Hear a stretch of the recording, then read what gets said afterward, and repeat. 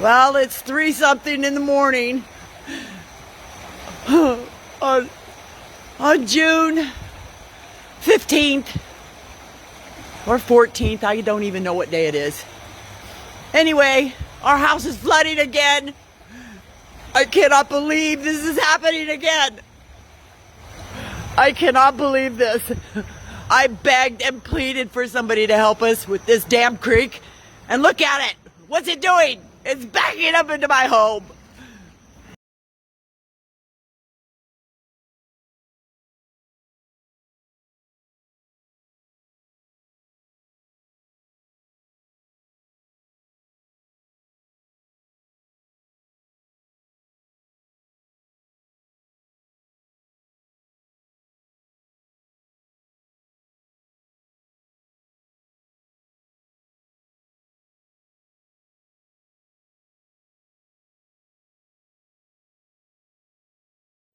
Hello friends, I'm John Singley. You're on Studio 850 News. Here we're outside of the city limits of Pensacola. We're over in West Pensacola, actually, in Escambia County at the Windrose subdivision, which is a beautiful little community just off of a Fairfield Drive. We're at the home of Dee and Brett Redleski, where they have an interesting story we want to talk to them about concerning buyouts of residential properties that have been repetitively flooded. Dee, thanks for talking with us about this. You're quite welcome, John. This must be an emotional and taxing experience to deal with the various governments to remedy what has been, as you've told us previously, a very stressful situation.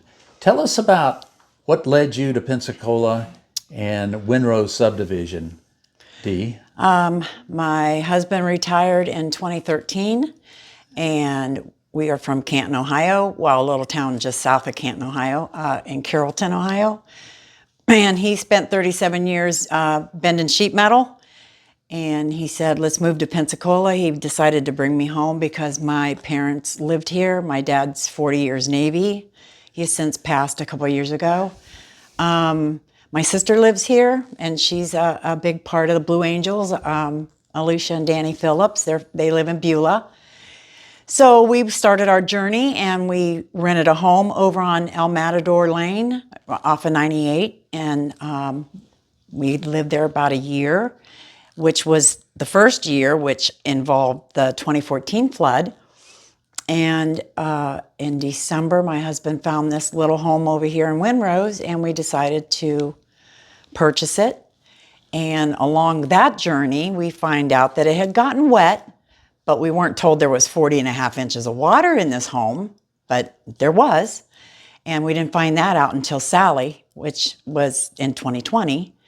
And this house also took on water. The hurricane took about well over $100,000 in damage to the home and the content.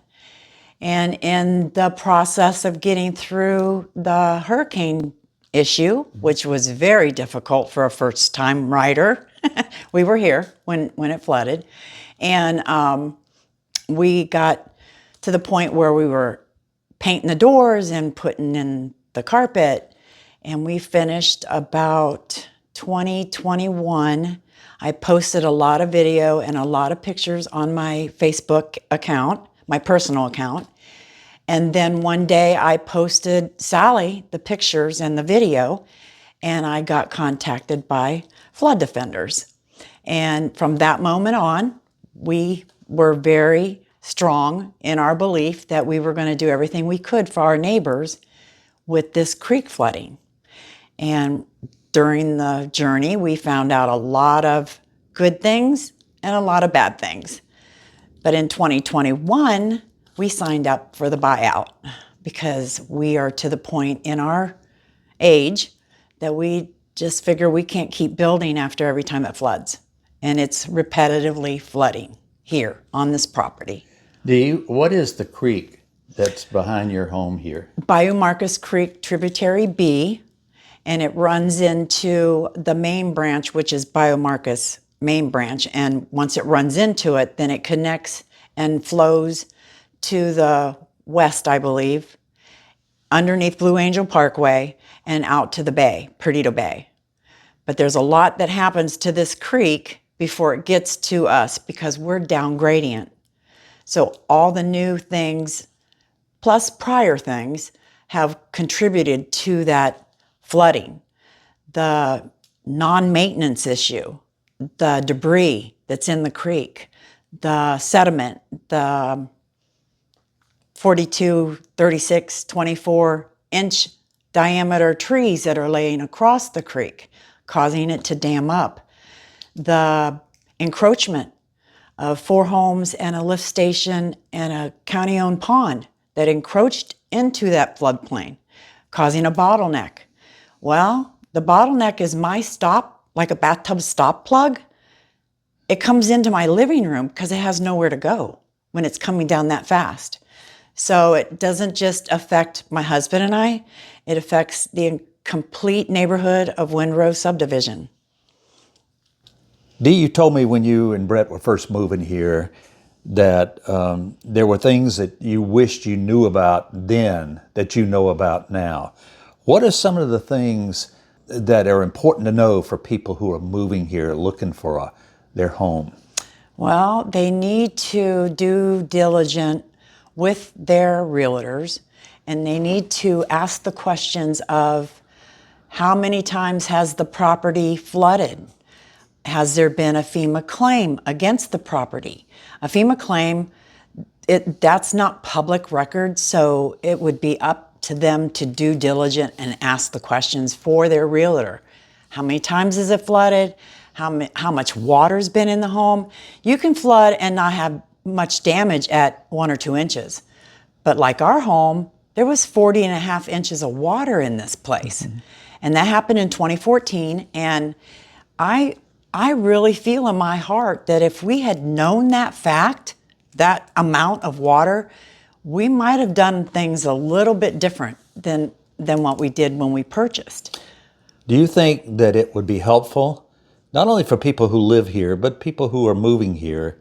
And now with the internet, as we all know, people could buy these homes without ever coming to Pensacola. Correct. And do you think it would be useful if the government had some sort of, the local county, the city, had some website that talks about FEMA claims, those kind of issues? Well, they say, and I've heard it said to me, the reason that FEMA doesn't put things out there is because there's a privacy act or law, which I don't know whether that's true or not, because FEMA is part of the government, and you would think that that would be privy for the realtors to know, and if they do know that, I do know that the law is there, they have to disclose, but some of the disclosures are so lightweight, meaning the house got wet.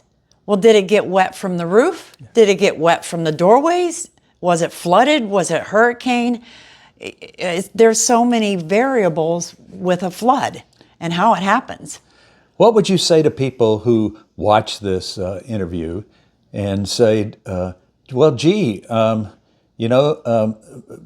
and Dee Redleski, that's really an unfortunate and sad story, but they should have done better. They have to protect themselves. They should have done better with their due diligence. What would you say to them? Well, first of all, I think the knowledge today is different than what it was 10 years ago. The social media, the websites, people are talking to one another a little bit differently through social media. And the news is doing a little bit better, but not to that standard yet. Due diligence, did we do our due diligence? Well, we flooded when we lived over on Matador. It didn't come into the house, it was a rental, and I'm very glad it didn't, but close. We were moving things up, but with us knowing about flooding at that moment versus what we knew about this house, I think if they would have been a little bit more upfront in the verbiage, it's almost like somebody needs to say, hey, do you realize the house had 40 inches of water in it? That's a strong statement versus, oh, it just got wet. It was a 100-year storm. It'll never happen again. Well, guess what, John? It keeps happening. The flood risk is worse today than it was 10 years ago. The weather's changed. You told us about a neighbor of yours who had a very similar experience in a slightly different way with flooding in her new home. Tell us that story. Well, she was house hunting from Colorado. That's where she was born and raised. She decided to change her lifestyle and move to Pensacola. I'm glad that she did. But her and her son moved here in 2022. They found the house on the internet. They had a realtor. And on her documents that I've seen, it says that it had damage from Hurricane Sally. But she was in a Zone X. A Zone X meaning not a high hazard area for flooding. I'm a Zone AE, which I'm in a high hazard area. So long story short, she moves in. She's there about a year.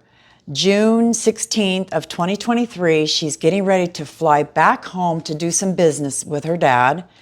And what happened there was she almost got to the airport, and the house sitter had called her and said, "You have to come home right now. There's water coming in the house." We were under a severe thunderstorm, whatever. And by the time she got home, there was 3 inches of water in her home. And by that time, we're taking on more than 3 inches here. It was a flash flood in the middle of the night. We all flooded from Windrose all the way up to Continental. And what was the date? That was June 16th of 2023.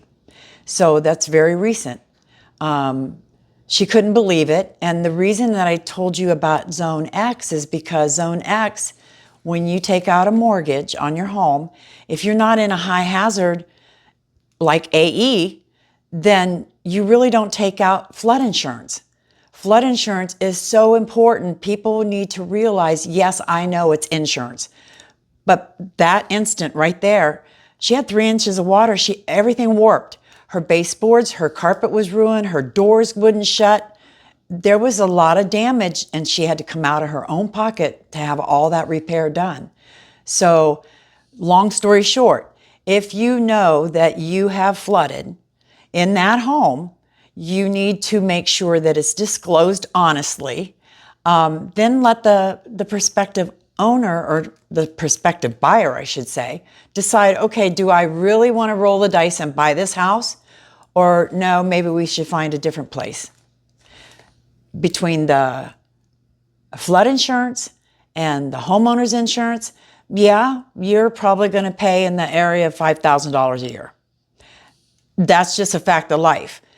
Life on a coastal bay or beach or even a lake, a stream, a creek. Protect yourself, get some insurance, and I'm living proof that I am so glad that my mortgage holder said it's a requirement. You must get flood insurance. Fun. Dee, you and Brett have filed for the FEMA buyout program. Yes, sir. Now, give us in a nutshell, what that program is, why you and Brett filed an application for it, and what do you hope to get out of it? Okay, we signed up for the FEMA buyout in December of 2021. And I was coached and helped by a wonderful lady named Kelly Reddick. And she guided me through the process as far as the application. And who is Kelly Reddick? She is, at that time, she was doing the acquisition sheets for ICF. That's a consultant firm, I believe, that works with FEMA. I'm hoping I quoted that right. But anyhow, she stepped me through the process, which is this application right here. She explained to us that it was a non-obligation. In other words, we can drop out at any given point. Dropping out would mean we would take on the flooding, the continued flooding. And the only way that you could qualify for this buyout is if you had 3 repetitive floods within 10 years. Well, we flooded in 2014, we flooded in 2020, and we flooded in June of 2023. So we qualified. We qualified really because we had 4. We also flooded in 2012.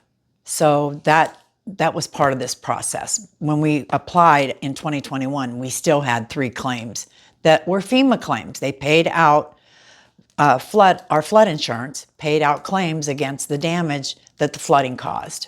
So you and Brett had basically 4 flooding events, of which you were covered by your insurance. And do you mind sharing with our audience what your flood insurance premium is, the current one? The current one we're getting ready to pay, and it's paid through our mortgage, is just a hair under $1,600 a year. That with our homeowners, now that's a separate policy from homeowners. Homeowners insurance covers from the roof to the watermark. Flood insurance covers from the flooding up to the watermark. I hope everybody understands that because it's 2 different policies. But our premium for the flood is $1,600, and our premium for homeowners, I believe, is about the same. So $3,500 a year. So after 4 flooding events, 4 claims, rising insurance premiums, you and Brett have decided you want to go. We decided that we don't have a choice but to go. We cannot, at our age, we cannot and will not continue to put $10,000 on the floor to watch it wash away. What's it like knowing that the property floods and then seeing the rain accumulate during a particular storm to looks like it might be flooding again? What does that do to you and Brett's quality of life, your enjoyment of living here? Our psyche pretty much goes off the map. He runs around and tries to pump water as fast as he can so it doesn't come in, and I just run around being Dee because I have to get everything up. The rugs have to come up, everything. The drapes, everything has to come up in case the water comes in. Everything has to come in as far as plants. You basically tear up your house every time it rains because you know the water is going to come in. At 7 inches, it's coming in the front door. So what are you hearing now from the county and their contractor consultant on when your home might be bought out?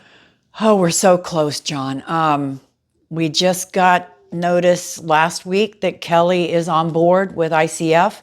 She's running the process. She's brought on a team, I believe, of 11 people. The next part of the process is appraisals. We had an appraisal done August 18th of last year. Then I didn't like that appraisal, so we got our own. And I'm glad we did because there was a big difference. Wow. Big difference. The buyout is for fair market value. Well, it's an opinion. So the county's opinion was lower than my opinion, basically. So they have to do the reappraisal process again. That's going to happen hopefully in the next couple months. Then what happens there is they get people to do the demo, and they have 90 days from the time we accept the check to tear this house down. It goes back to the creek, basically. So your and Brett's dream of spending your retirement years in paradise has taken kind of an awkward road, hasn't it? It's awkward to the point of the financial end of it because when you retire, you don't have the opportunity to work overtime. Our incomes are fixed. You're not going to get $400 more next month because you work overtime. Or you just don't. The money is fixed. So every time you pay out a claim, you got to pay out $1,250 for the deductibles times 2 because you're taking the risk about your roof, the walls. The walls are part of it. You just keep paying and paying and paying. When you repetitively flood and there's no end to the flooding, it's any time. You can flood at any rainfall. Dee Redleski, and her husband Brett have been hosting us at Studio 850 News in their beautiful home over in the very pretty Windrose subdivision here off It's of quiet. West Fairfield. Dee, it's heartbreaking, I know, to have to recount these traumatic experiences over and over and over again. But on behalf of our audience, I appreciate you doing that. Well, thank you. If it can help another family Yes. avoid what you've having to been through, then it's all been worth it, as far as I'm concerned. Do you have any last closing words or advice to people who may be watching this? Well, I do want to say about the projects that the county has helped us with. I don't believe that would have happened if we weren't flood defenders. Flood Defenders is a nonprofit organization that helps people like Brett and I, people like all my neighbors, have a voice to go to their county leaders and say, we have a problem. Can you help us? The projects, there's 3 of them listed here along with the HMGP buyout. They did a project on Pontiac, which is right up here, trying to get debris removed to give us a little bit of water relief to flow into that little pocket. They did a beautiful job up here off of Continental Court. They put a drainage ditch for my girlfriend and 4 other homes, which will carry the water away from their homes. And then the HDR is also, that's an ARPA funded program to do the study and they got to come up with some good solutions on this creek. And they may do that, but I don't think I'll see that before the buyout, which is okay. If I can save 40 other homes from flooding, then okay, I did what I was supposed to do, what I was meant to do.